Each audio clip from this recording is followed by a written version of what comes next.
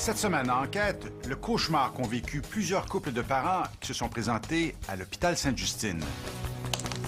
Je sentais qu'il fallait que je justifie que j'avais pas fait quelque chose d'intentionnel. Quand l'analyse du DPJ repose beaucoup sur la génétique médicale, bien, le médecin a un pouvoir énorme. Il dit Papa, racontez-moi donc ça. C'était un peu comme vas-y, essaye-toi donc. Tout ce qu'on allait faire allait être retenu contre nous. Il n'y avait rien qui jouait pour nous. Quand un système n'est pas capable de se remettre en cause, de se remettre en question, pour moi, c'est un système qui est dangereux, qui peut amener des dérapages.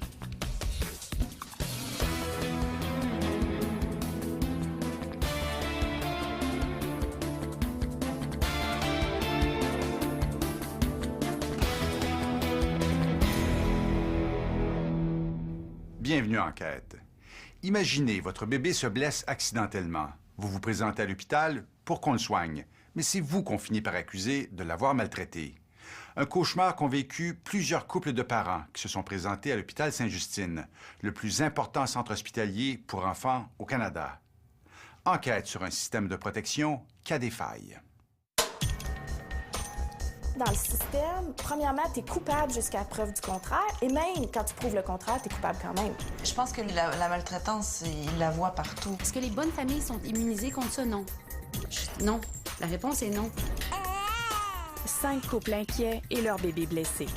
Des médecins déterminés à protéger des enfants qu'ils croient maltraités. Une DPJ parfois soumise face au pouvoir médical. Tous engagés dans une mécanique infernale où personne n'entend la voix des parents.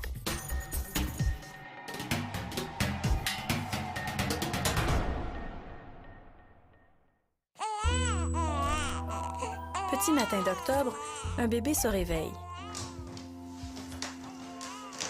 Dominique Melasco laisse dormir sa femme et va bercer Axel, son fils de 8 mois. À un certain moment donné, je me lève, je me dirige vers la salle de jeu, puis la suce tombe. Je me penche pour ramasser la suce. Puis là, je vois qu'il est pas bien. Il est pas normal. Les pleurs soutenus du bébé inquiètent sa maman, Amélie. J'ai dit, qu'est-ce qui s'est passé? Dom, il dit, ben, je sais pas, j'ai peut-être fait un faux mouvement en me penchant. Là, on cherche à comprendre. Le petit pleure. Ma mère est médecin, donc j'appelle ma mère à ce moment-là. La mère d'Amélie leur conseille de se présenter à Sainte-Justine.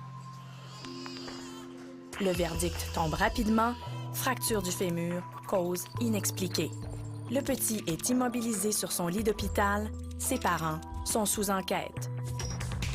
Oui, on est conscient qu'on est en investigation, entre guillemets, parce que, bon, on rencontre une travailleuse sociale, ils font leur travail, puis nous, on y va vraiment de bonne foi, là. Ils finiront par rencontrer le docteur Alain Sirard, un pilier de la clinique socio-juridique. C'est là qu'on évalue les enfants possiblement maltraités. Quand il rentre, avec son pad, il s'est présenté rapidement, mais il nous a à peine regardé. Il s'adresse à Dom, il dit « Alors, c'est papa qui était là, donc papa, racontez-moi donc ça. » C'était un peu comme « Vas-y, essaye-toi donc. » Déjà que moi, je me sentais très mal. Et là, je sentais qu'il fallait que je justifie que j'avais pas fait quelque chose d'intentionnel ou que c'était pas... Dominique essaie d'expliquer au médecin ce qui s'est produit la veille. Mais le docteur Sirard ne l'écoute pas.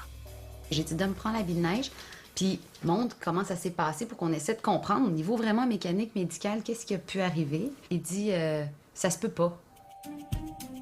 Ça ne se peut pas, selon le docteur Sirard, parce que les fractures du fémur chez les jeunes bébés sont rares. Il soupçonne un abus physique et la loi sur la protection de la jeunesse l'oblige à le signaler à la DPJ. Alain Sirard est ensuite écarté du dossier à la demande de la famille. Mais l'enquête continue et l'hypothèse de la clinique se précise lors d'une rencontre avec un orthopédiste. J'avais eu un épisode de colère isolé, que j'aurais pris la jambe de mon fils et que je l'aurais twisté. Tordu. Tordu. Suffisamment pour... Pas laisser de marque, pas laisser de bleu, pas laisser d'échymose, mais suffisamment pour casser le fémur. On me dépeint comme une personne enragée. Axel va subir toute une batterie de tests pour détecter d'autres signes de maltraitance. Pendant ce temps, la DPJ cherche à savoir s'il s'agit d'une famille à risque. Ça fait super longtemps qu'on est ensemble, c'est pas un premier bébé, on a les deux on travaille dans les milieux qu'on aime. Leur milieu, c'est le travail social. Elle a fondé une maison d'accueil pour femmes enceintes et vulnérables. Il est travailleur social auprès d'adultes souffrant de maladies mentales. On était en congé parental, les deux en même temps. Situation idéale, un réseau hyper présent, une famille serrée. Puis on s'est fait ramasser par ce système-là. C'est le jeudi soir qu'on rencontre la DPJ et la police en même temps. Et ça fait depuis le lundi qu'on est à l'hôpital. Là, c'est là que tu vois qu'il y a un autre dossier qui s'ajoute, là, l'aspect criminel qui est là-dedans. C'est presque automatique. Dans un cas d'abus physique, les policiers doivent rencontrer les parents et parfois déposer des accusations. En matière de maltraitance, la DPJ, la police, l'hôpital et la justice entretiennent des liens étroits, codifiés dans cette entente. Le signalement mène à un diagnostic du côté médical et à une évaluation de la DPJ, qui est ultimement responsable du dossier. Justement, la thèse de la DPJ sur les parents d'Axel commence à se préciser. Leur hypothèse, c'était Dominique est possiblement un homme rose avec une femme matrone, beaucoup trop affirmée, dans un geste d'impatience. Toute la testostérone est sortie, crac, il a cassé la jambe de son fils. C'est ça qui est arrivé. Point. Le reste est pas possible. Pas possible, selon la DPJ, parce que Sainte-Justine n'en démord pas. L'histoire de Dominique ne tient pas debout. Et là, on se rend compte que la machine est partie et qu'il n'y a rien qu'on peut faire pour l'arrêter. Et ils me mettent encore sous le nez qu'en protégeant mon mari, je suis pas capable de protéger mon enfant. Il y a un moment donné, je me suis dit, c'est pas vrai qu'ils vont m'enlever mes petits. La DPJ n'ira pas jusque-là, mais impose quand même des mesures de protection. Dominique Mélasco ne pourra plus se retrouver seul avec son fils. On a collaboré, on l'a fait tout au long. Je partais religieusement à 9h, 10h le soir. Je revenais le lendemain matin à 6h. Puis, il fallait qu'on se conforme. Pourtant, les tests n'ont révélé aucun autre signe de maltraitance. Pour l'intervenant de la DPJ, ce n'est pas suffisant. Lui me le dit, mot pour mot. Lui n'a pas le pouvoir. Comme c'est médical et que la fracture oblique est associée à un type d'abus, prouvez-nous le contraire. Essayez de trouver une contre-expertise contre Sainte-Justine. C'est hyper difficile. Ça coûte des sous, c'est très cher. Le couple persuade un réputé radiologue pédiatrique de Montréal d'écouter leur histoire. Il accrédite leur version. La fracture est très probablement accidentelle. Mais la DPJ n'est toujours pas convaincue. Dominique et Amélie devront trouver un autre expert. Tout le monde pense que, ah oui, fracture du fémur, qu'un enfant qui ne marche pas, il faut penser à un enfant maltraité. Oui, c'est vrai, il faut penser, mais c'est pas aussi combien qu'on pense. Un fémur cassé de cette façon, le docteur Thierry Benaroche en avait déjà vu. Vous saviez que c'était possible parce que vous l'aviez déjà vu seulement 1 an auparavant. Oui, 1 an auparavant, où c'était le même type de mécanisme. Alors, où ce cas similaire a-t-il eu lieu? À Sainte-Justine, avec un autre papa qui avait fracturé le fémur de son bébé en se penchant vers l'avant pour ramasser sa suce. Dans cette affaire, la juge avait conclu à un malheureux accident. Elle avait rejeté la thèse de l'abus, tout en précisant que ce n'était pas aux parents à prouver leur innocence. Dans ce cas-là, c'est le docteur Claire Allard-Dansereau qui avait conclu à la maltraitance. Elle refait le même diagnostic 1 an plus tard avec Axel. Comment ça se fait qu'elle nous en a même pas parlé? Comment ça se fait qu'elle s'est pas dit « ça se peut peut-être ». Surtout comme médecin, il faut que tu gardes une place pour le doute. Le docteur Benaroche sera le premier à demander à Dominique Mélasco de refaire le fameux mouvement, devant lui, debout, avec une poupée dans les bras. Le fait que M. Mélasco se soit penché avec son bébé pour ramasser la suce, pour vous, ça peut être le signe de ce genre de fracture? Oui, certainement, le poids du père aurait pu être assez suffisant pour causer cette brèche. En l'absence d'autres blessures et après avoir évalué la famille, le docteur Benaroche écarte le diagnostic de maltraitance. Si c'est un docteur comme ça qui nous avait accueillis avec la possibilité de dire ça se peut, que la médecine n'est pas une science exacte, qu'il y a plein de possibles. Après presque 5 mois, la police ferme le dossier, la DPJ aussi. Mais le rapport final mentionne toujours la possibilité que Dominique Melasco ait tordu volontairement la jambe de son fils. Sa femme s'attendait à autre chose. J'aurais aimé ça qu'ils s'excusent, la clinique de socio-juridique. J'aurais aimé ça qu'ils s'excusent de la façon dont ils ont agi avec nous. C'est pour cette raison que le couple a porté plainte au comité de discipline de l'hôpital. Ils attendent la réponse de Sainte-Justine depuis 3 ans.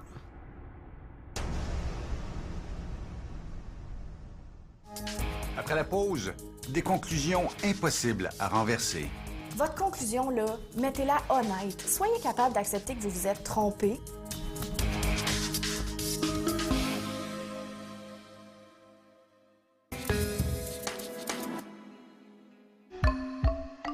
Avec 5 pédiatres, un psychologue et un travailleur social, la clinique socio-juridique de Sainte-Justine est la plus importante au Québec.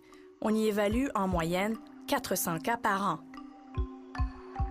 À un moment donné, il faut que la raison reprenne le dessus. C'est là où, pourquoi on s'acharne. En fait, Véronique et François tentent toujours de comprendre comment une simple colique les a menés jusqu'au tribunal de la jeunesse.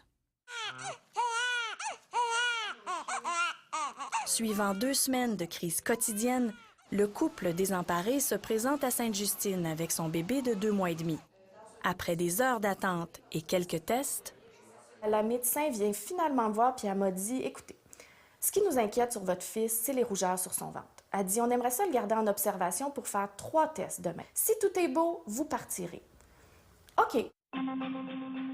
Les rougeurs sont en fait de petits bleus, apparus sur l'abdomen du bébé tout récemment, juste après l'application d'une bouillotte chaude destinée à soulager les coliques. Et donc, vous l'avez dit tout de suite, ça? Oui. Ben oui, quand ils l'ont signalé, on a dit « Ah oui, le béquet bobo, on l'a mis, on a raconté toute l'histoire là, à plusieurs reprises. » Y compris au docteur Alain Sirard de la clinique socio-juridique. Comment il a réagi quand vous lui avez raconté l'histoire du sac d'eau chaude? En fait, il n'avait pas l'air du tout d'y croire. C'est à peine, j'ai l'impression, s'il a écouté l'histoire et qu'il l'a pris en compte. C'était vraiment pas possible que cet objet-là ait fait ces marques-là. C'était vraiment de la maltraitance. Le docteur Sirard prescrit toute une série de tests associés au dépistage de la maltraitance. Une radiographie de l'abdomen, une échographie, un test ophtalmologique, une série squelettique, les pieds, la tête, le corps, les bras. Il hurlait, là. Et qu'est-ce que ces tests-là ont permis de détecter? Absolument rien. Tout était normal. Pourtant, le docteur Sirard a déjà signalé leur cas à la DPJ. Il exige un autre test, un scan cérébral, pour déterminer s'il s'agit d'un bébé secoué. Une procédure controversée chez un bébé si jeune à cause des radiations. Là, on a comme fait « Hey, stop, là, c'est assez. » Ça faisait 48 heures qu'on était à l'hôpital. Notre bébé était fatigué et fallait l'anesthésier, passer un scan avec des radiations. À ce moment-là, la seule chose qu'on voulait, c'était qu'on laisse notre enfant tranquille. Ouais. Parce que les parents refusent le scan cérébral, le docteur Sirard les accuse en plus de négligence auprès de la DPJ, qui demande au tribunal de forcer la tenue du scan. On se retrouve devant le juge le lundi. On nous enlève notre autorité parentale pour passer le scan. On passe le scan sans notre accord. Pourquoi un scan du cerveau pour un bébé avec des bleus sur l'abdomen? Que leur reproche-t-on exactement? Une semaine après leur arrivée à l'hôpital, le docteur Sirard explique enfin son hypothèse. Il a dit, mais c'est parce que c'est pas qu'il a été secoué, c'est que les traces-là viennent parce qu'il a été pincé. Et puisqu'il a été pincé, il est possible qu'il ait été secoué. Comment vous avez reçu cette explication-là? Si vous l'avez pincé, vous êtes capable de le secouer? Ben, j'étais sans mots. Dans des situations comme ça, il faut rester calme, parce que si on montre n'importe quelle impatience, ça se retourne contre nous. Les résultats du scan, négatifs. Ils perdent quand même la garde du bébé et doivent aller vivre sous surveillance chez la mère de Véronique. Leur avocate contre-attaque et propose à la DPJ de vérifier l'hypothèse du sac d'eau chaude auprès d'un dermatologue de Sainte-Justine. La DPJ nous a dit, c'est à vous d'aller à l'externe, de trouver un dermatologue. Et on a eu la chance de tomber sur une dermatologue pédiatrique chevronnée qui est arrivée à la conclusion que l'histoire des parents pouvait très bien expliquer ces lésions-là. Le docteur Audrey Lovette de l'Hôpital de Montréal pour enfants leur explique la nature des petits bleus, qu'on appelle des pétéchis. Elle nous explique un bébé qui fait les coliques que vous me décrivez avec des spasmes, des gaz, des tortillements. En plus, quand on applique de la chaleur sur le ventre, ça dilate les vaisseaux sanguins. Elle dit, je vois pas pourquoi ça sortirait pas des pétéchis. Puis on lui a dit, est-ce que votre parole a autant de poids que le docteur Sirard? Elle était comme un peu insultée. Elle dit, madame, ici, là, je suis la deuxième en chef du département de dermatologie. Elle dit, tout à fait, là, mon jugement a la même valeur, là. On était sûr que la DPJ allait se rétracter, allait reculer. Mais à notre grande surprise, ils ont continué de maintenir que l'opinion du docteur Sirard prévalait, que le docteur Sirard considérait que l'opinion du docteur, du dermatologue pédiatrique ne valait rien. Écoutez, nous, l'impression que ça nous a donnée, c'est comme si on avait remis un torchon. Malgré l'absence totale de facteurs de risque, la DPJ persiste et signe. Les faits sont fondés, un abus a bel et bien eu lieu. Si dans un dossier comme ça, aussi impeccable, la DPJ n'a pas été capable de se remettre en question, je me suis dit, dans aucun dossier, ils vont être capables de le faire.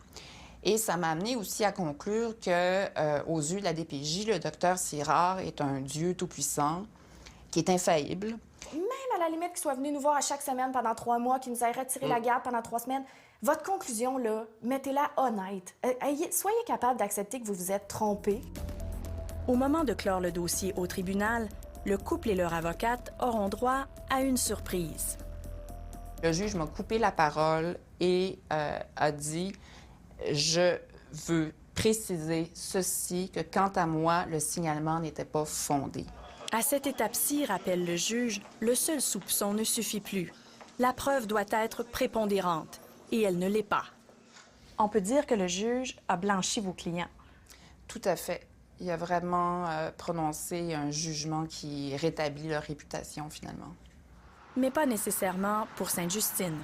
Lorsqu'un juge renverse, en quelque part, le diagnostic d'un de vos médecins, est-ce que ça veut dire que le médecin s'est trompé?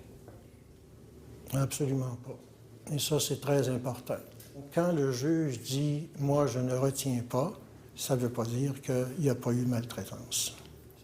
Le médical et le juridique sont séparés, rappelle le docteur Frappier. Souvent, le médecin ne sait pas ce que la DPJ ou la Cour a décidé. Comprenez-vous que des parents puissent se dire « bon, moi, j'ai été blanchi, mais je ne retournerai pas à Sainte-Justine parce que c'est toujours dans mon dossier ». Oui. Je l'ai dit, c'est des situations qui sont difficiles. C'est difficile pour les intervenants, c'est difficile beaucoup pour les parents. Quand un système n'est pas capable de se remettre en cause, de se remettre en question, pour moi, c'est un système qui est dangereux, qui peut amener des dérapages. Après la pause, protéger l'enfant à tout prix. J'ai accouché à un enfant. Où est-ce qu'il est cet enfant-là que j'ai accouché? J'ai accouché, mais l'enfant, il n'est plus là.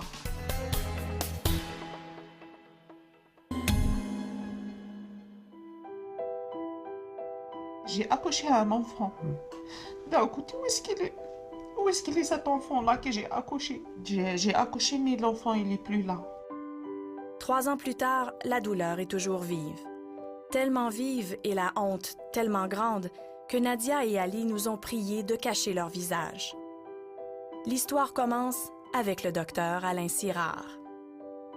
Je lui ai dit, Monsieur Sirard, est-ce que tu peux me décrire où est-ce qu'il est la fracture? Parce que je ne sais pas moi. Il me l'a fait un petit dessin. Son hypothèse, c'était que vous l'aviez échappé. C'est ça. On les avait pourtant renvoyés chez eux lorsqu'ils s'étaient présentés à l'urgence avec un nourrisson amorphe et sans appétit. Ils reviennent rapidement car le bébé a développé des convulsions. Cette fois-ci, on les prend au sérieux et les radios révèlent une fracture du crâne. Tout de suite, le couple pense à l'accouchement. Ils ont vu la tête du bébé, ils ont vu le cordon était autour du cou. Alors, ils m'ont dit, arrête madame, arrête, ils l'ont poussé à l'intérieur avec les mains. Je me souviens, c'est une forte pression, c'est terrible. Un accouchement précipité ou la très forte pression des médecins sur le crâne du bébé empêche qu'il ne s'étrangle avec le cordon. Des circonstances dramatiques que Nadia évoque avec le docteur Sirard. Lorsque vous avez parlé de l'accouchement, quelle a été sa réaction? Il riait. Il riait. Elle riait, il se moque de moi, et c'est comme sa décision a déjà été prête. La batterie de tests ne révèle pourtant aucune autre blessure. Sauf qu'il est très rare qu'un accouchement se termine en fracture de l'occiput. Alain Sirard a une autre théorie. Nadia a échappé son bébé et refuse de l'admettre. Il me l'a dit à moi. Il m'a dit, est-ce que vous l'avez fait? Tu as peur de la réaction de ton mari? Tu as peur qu'il va te divorcer? Nadia et Ali sont originaires d'Afrique du Nord, mais ils habitent ici depuis 10 ans. Leurs 3 enfants sont nés à l'hôpital Sainte-Justine. Et on n'a pas beaucoup de familles proches de nous ici, alors on est une famille unie. Lorsque Nadia maintient qu'elle n'a jamais échappé son bébé, son mari la croit et il le dit à la DPJ. Je connais très bien ma femme aussi. Quand il y a quelque chose, elle est très franche, elle va le dire. Alors, ce que vous me dites, c'est de l'absurdité. Mais la machine est en marche.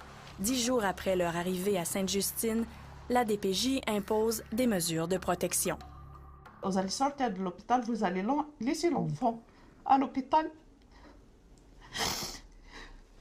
Moi, j'étais en colère. Elle aussi était en colère. Je sais pas, c'est normal. La réaction que tu vas avoir quand on t'informe, quand on enlève ton enfant. On a commencé à crier. Pourquoi ils nous enlèvent l'enfant? On comprenait rien. On comprenait absolument rien. C'est à ce moment-là où ils ont appelé la sécurité. J'ai pris ma fille, la sécurité. Il n'est pas question, je sors d'ici. Mon mari m'a dit, calme-toi, c'est pas comme ça que tu vas avoir tes droits. Au tribunal, la DPJ demande le placement du bébé sur la foi du diagnostic d'Alain Sirard. Les parents n'ont pas trouvé d'avocat pendant le week-end. Comme Nadia et Ali n'ont pas de famille ici pour les surveiller, leur bébé de 2 semaines ne reviendra pas à la maison. Où est allée votre fille? Dans une famille d'accueil à Longueuil. Est-ce que vous pouviez la voir? Je la vois 2 fois par semaine, 2 heures. C'est vraiment difficile, c'est pénible. Plus tard, Nadia et Ali apprendront que 2 radiologues de Sainte-Justine avaient confirmé leur version. Les manœuvres de l'accouchement auraient effectivement pu causer la fracture du crâne. 2 opinions qui n'ont pas été relayées au juge lorsqu'il a confirmé le placement du bébé. La vision en tunnel, c'est on part avec une idée et il n'y a rien qui rentre dans le tunnel, là. Alors, autrement dit, du début à la fin, on reste avec cette vision-là. La vision tunnel est dangereuse en protection de l'enfance, selon l'avocat Jean-Pierre Ménard. Particulièrement dans les cas où l'enfant ne parle pas et où la DPJ s'appuie surtout sur l'avis des médecins. Évidemment, quand l'analyse du DPJ repose beaucoup sur la génétique médicale, bien, le médecin a un pouvoir énorme dans ces matières-là, ce qui va lui dicter d'être d'autant plus prudent que sa décision va être lourde de conséquences. Le revirement d'un des médecins de Sainte-Justine sera lourd de conséquences pour Nadia et Ali. Jean-Claude Descaries est un des radiologues qui avait confirmé la version de l'accouchement, celle des parents. Le bébé est placé depuis 4 mois lorsque le docteur Descaries change radicalement d'avis. Devant le tribunal, il appuie désormais la position de maltraitance du docteur Sirard. Résultat, le bébé va rester en famille d'accueil. Et ça a pris combien de temps avant que vous récupériez votre fille? 9 mois. Dans sa décision finale, le juge a noté le spectaculaire changement de cap du docteur Descaries. Un revirement contre les parents que le tribunal attribue à l'insistance du docteur Sirard. Le juge a finalement redonné leur fille à Nadia et Ali, grâce au témoignage de 2 experts qui liaient clairement la fracture à l'accouchement. Mais 9 mois d'absence ont laissé des traces chez les parents et les sœurs du bébé. Ils savaient qu'il se passait des choses. Ils savaient que cet enfant-là, il est enlevé. Ils ont peur qu'ils vont les enlever. Pendant 1 mois, après avoir placé l'enfant, ils ont la peur. Il nous a fait très mal, très, très mal. Notre diagnostic va avoir un impact. Par exemple, l'enfant pourrait rester chez lui ou devoir quitter son foyer. Et ça peut avoir des conséquences psychologiques. Quels sont les critères d'un bon diagnostic de maltraitance? Les médecins que nous avons consultés au Québec et au Canada ont tous refusé de nous accorder une entrevue à la caméra. Nous avons finalement trouvé au Colorado. Mon rôle n'est pas celui d'un détective. Mon rôle, c'est d'aider l'enfant, mais aussi d'évaluer son environnement et son développement, pour aider l'enfant, mais sa famille également. Formée par les plus grands spécialistes américains, le Dr Catherine Snyder est l'une des auteurs de cet important manuel de référence. Elle nous fait part d'une des règles d'or de sa profession. Amasser le plus d'informations possible et au bout du compte, ne dire que ce qu'on est vraiment capable de soutenir. Il faut pouvoir affirmer avec assurance, ça me préoccupe, mais je ne peux pas vous confirmer que c'est un abus, parce que ça pourrait résulter d'un mécanisme accidentel. Donc, vous êtes assez mature pour admettre que parfois, vous ne savez pas. C'est ça. Au niveau de la maltraitance, il y a très, très peu de causes actuellement au Québec parce que les parents ne sentent pas, d'une part, qu'ils peuvent vraiment contester ces choses-là. Il n'y a pas eu beaucoup de poursuites, mais ça ne veut pas dire qu'il n'y a pas eu beaucoup de cas. Absolument, ça ne signifie rien. On n'a aucune idée du nombre de cas où on peut penser qu'on est allé un petit peu trop vite en affaires. Maître Ménard sait de quoi il parle.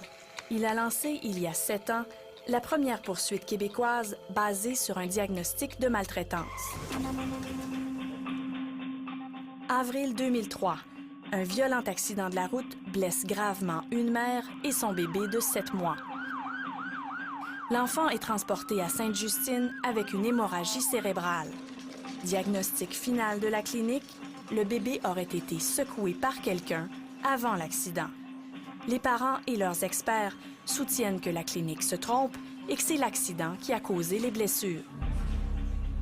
Maître Ménard ne peut pas évoquer les détails de sa cause. Elle est en attente de jugement. Il rappelle toutefois un principe essentiel. Le médecin a droit à l'erreur, mais pas à la faute. En matière de maltraitance, ce serait quoi la différence entre une erreur et une faute de la part d'un médecin? Est-ce que le professionnel agit comme un professionnel moyennement prudent, compétent et diligent? Donc, autrement dit, est-ce qu'il agit comme la moyenne de ses collègues? Alors, quand toute la moyenne ne dit pas comme lui, là, il y a un problème. Les 3 médecins poursuivis défendent vigoureusement leur diagnostic. Ils font aussi valoir un principe important, celui de l'immunité. Car la loi interdit de poursuivre ceux qui signalent un abus d'enfant pour leur permettre de bien faire leur travail sans crainte des représailles. Une immunité qui couvre le signalement, selon Jean-Pierre Ménard, mais pas le diagnostic du médecin. Le diagnostic, c'est beaucoup plus élaboré que le signalement, puis d'après moi, ce n'est pas couvert par les règles habituelles de l'immunité. OK. Donc, un médecin est responsable du diagnostic, même si c'est en maltraitance. C'est de la mesure où on fait une démarche médicale, la démarche médicale obéit aux règles habituelles de responsabilité. Un des médecins poursuivis par les clients de Maître Ménard est le radiologue Jean-Claude Descaries, l'expert de Sainte-Justine, qui est aussi poursuivi par Nadia et Ali. On s'attaque à des familles, on s'attaque à des vies humaines. On les détruit complètement, psychologiquement, financièrement. Leur poursuite vise aussi le docteur Alain Sirard. Pourquoi avez-vous décidé de poursuivre les médecins en justice? Si on ne le fait pas, on va regretter.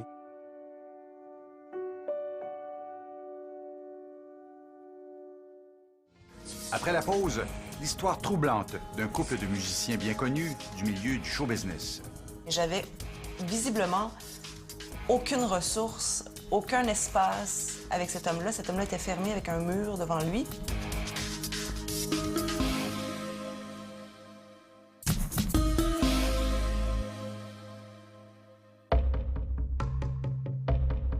Qui est Alain Sirard? Pédiatre depuis 26 ans, il est l'un des piliers de la clinique socio-juridique de Sainte-Justine. Un des 2 seuls médecins québécois à avoir obtenu la certification du Collège américain des pédiatres en maltraitance, il est aussi expert reconnu par les tribunaux.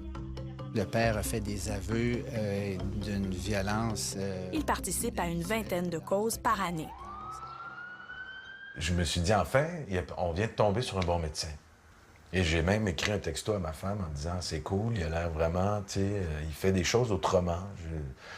En fait, il était en train de le sculpter pour trouver des blessures, mais ça, je ne le savais pas. La femme de Jean-François Morin, c'est l'auteure et interprète Catherine Major. Elle s'est vite rendue compte qu'Alain Sirard fait effectivement les choses autrement. Il avait appelé la DPJ avant même de la rencontrer. Il n'a jamais pris notre version des faits aucunement avant de faire le signalement. Moi, ce qui me préoccupait le plus, c'était est-ce que ma fille va s'en sortir? Parce que ce qu'il disait, c'est on va en trouver plein d'autres fractures. Il y avait vraiment les deux radios, puis il m'a montré, il dit, vous voyez, ça, c'est des côtes, en fait, qui se brisent pas en tombant.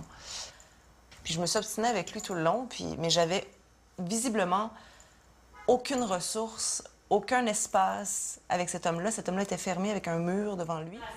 Je ne peux pas m'imaginer d'avance tous les scénarios. Même si je connais en gros ce qui cause les blessures, je n'ai aucune idée de ce qui est arrivé à mon prochain patient jusqu'à ce que je pose des questions. Donc, vous ne pouvez pas vraiment faire un diagnostic avant d'avoir entendu les parents.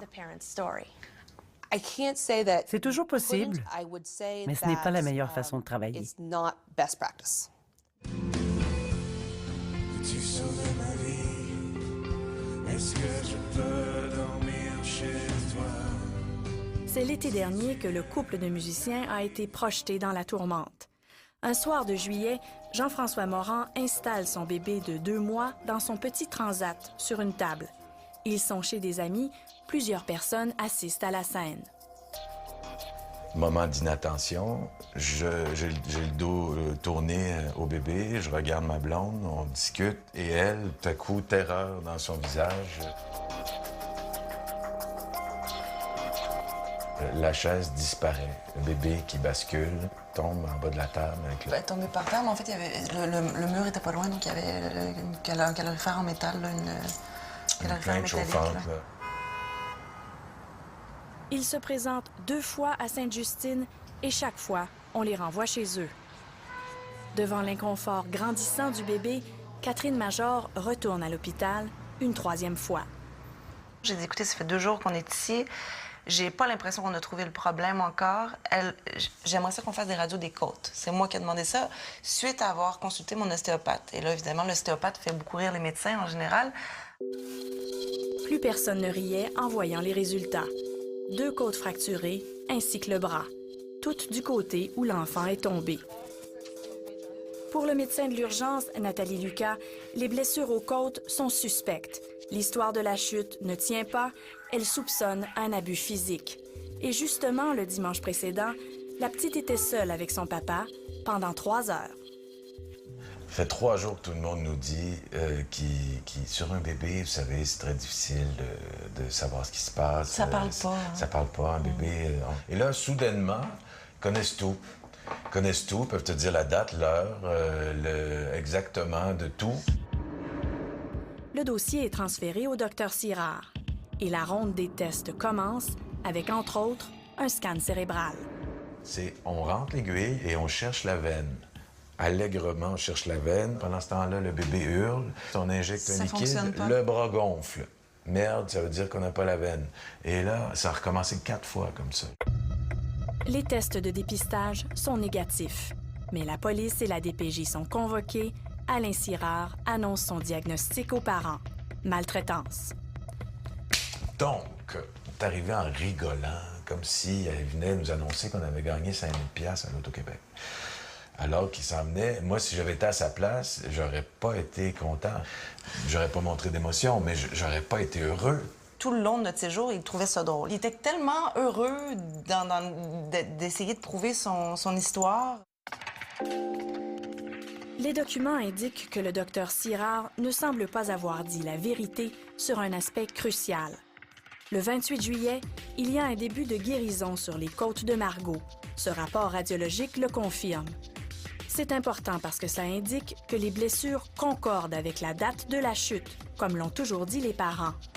Mais le 30 juillet, le docteur Sirard dit le contraire à la DPJ. Il n'y a pas de processus de guérison sur les côtes du bébé. Pour la DPJ et pour les parents, c'en est trop. Le dossier est transféré à l'hôpital Children's pour être réévalué. Vous arrivez à l'hôpital de Montréal pour enfants. J'aimerais que vous me parliez de la différence de traitement que vous avez senti. On peut dire qu'on nous a plus écoutés à cet hôpital-là. Mais surtout que d'emblée, on arrivait comme on était accusés. Là, pour eux, ils sont allés professionnellement, en fait. On vous a demandé de refaire les gestes de la chute? Oui. Quelles ont été leurs conclusions au sujet du soupçon de maltraitance? Qu'il n'y en avait pas. Ce qu'il n'y avait pas non plus, leur révèle l'hôpital, c'est une fracture au bras de la petite Margot. Il n'y a jamais eu de fracture au bras. Elle a eu un plâtre pendant 2 semaines pour absolument rien. La DPJ rend son verdict, les faits ne sont pas fondés. Le couple a déposé une plainte contre les docteurs Sirard et Lucas auprès de Sainte-Justine et du Collège des médecins. Ils sont un peu plus d'une vingtaine de médecins au Québec à travailler principalement en maltraitance. Un travail délicat aux conséquences cruciales. Si on rate un diagnostic, le risque que l'enfant soit maltraité à nouveau est très élevé. Le risque que l'enfant en meure est aussi très élevé. Le Dr Snyder pratique dans cette clinique de Denver qui évalue 900 cas par année.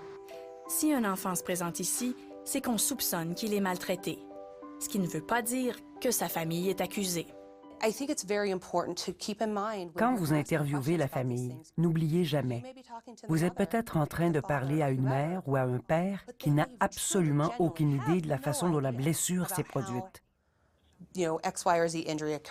On n'était pas capable d'expliquer le fait qu'il ait trouvé toutes ces fractures-là. On n'était même pas capable d'expliquer celle du bras.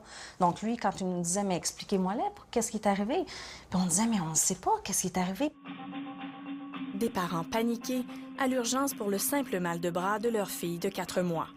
L'affaire est grave. Les radios révèlent une vingtaine de fractures. La DPJ est alertée. Le docteur Sirard propose une explication sociologique. Moi, je suis italien, donc il a mentionné qu'habituellement, les Italiens ils giflent tous leurs enfants. Ça, c'est un manque à l'éthique d'un médecin. Là. Total.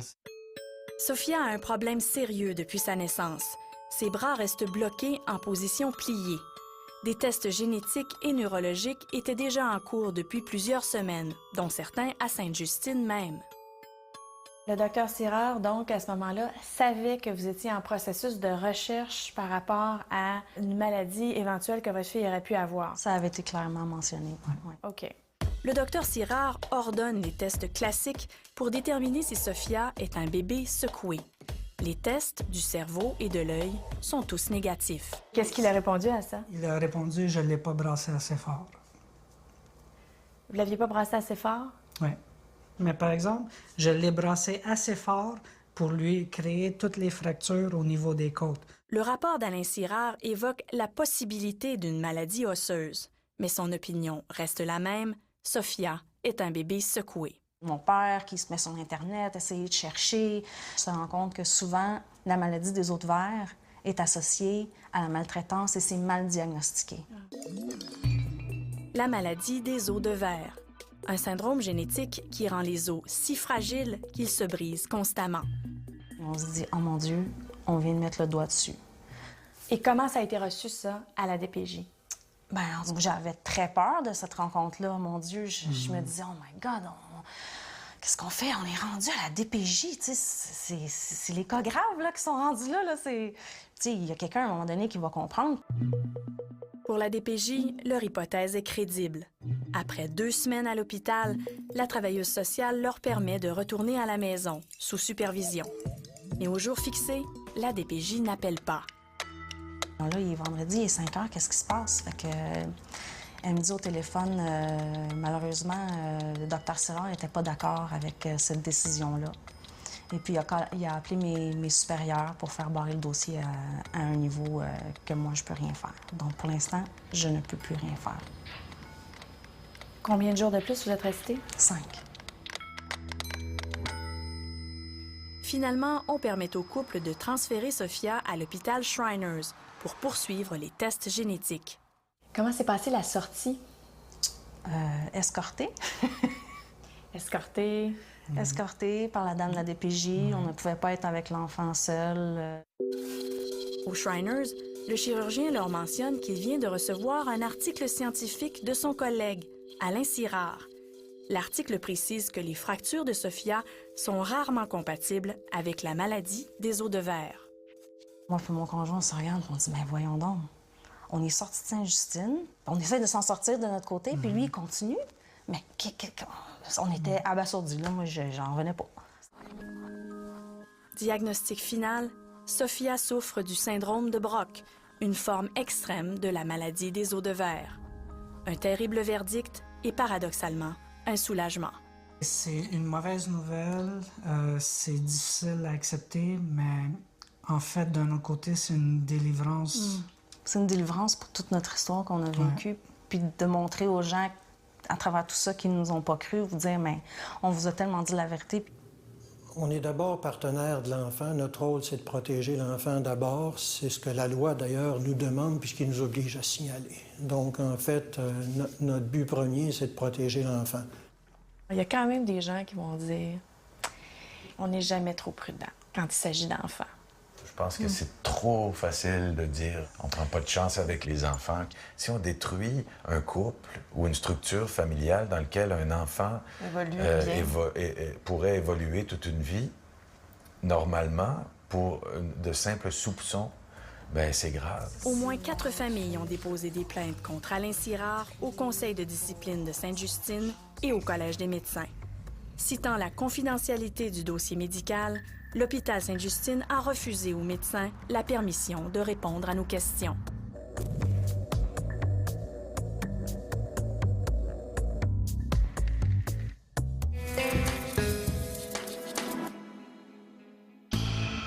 Si vous voulez nous contacter, consultez notre site Internet à l'adresse suivante.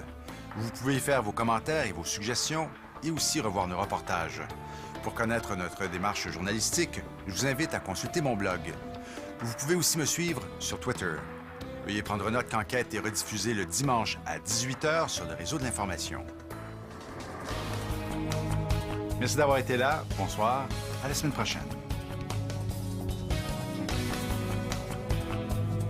Dans un instant, toutes vos nouvelles au Téléjournal.